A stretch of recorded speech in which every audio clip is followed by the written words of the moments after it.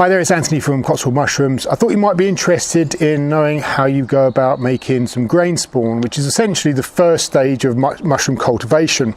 So this is a bag of grain spawn here. I've got the light in my eyes, so I can't really see it properly, so hopefully you can. So you can see the mycelium's pretty much fully colonized the grain. And there's another one here. Maybe you can see that a bit better. So this is lion's mane, and this is king oyster.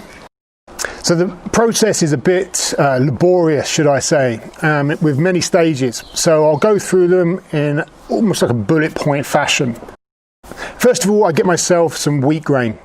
Then I soak that wheat grain for 24 hours. Then you boil the soaked grains for about sort of 10 minutes or so in coffee water.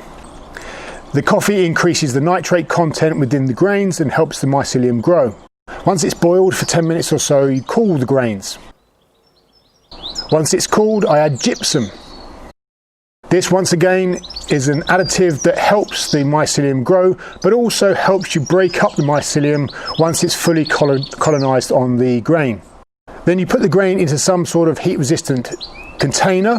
I usually start small within jars and then expand using the jars onto the larger bags that you've seen earlier. Next stage is to sterilize the grains.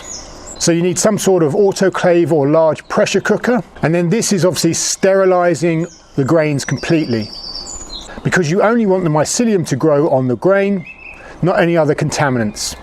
Once the grain's sterilized, you then inoculate the grain, preferably in front of a flow hood.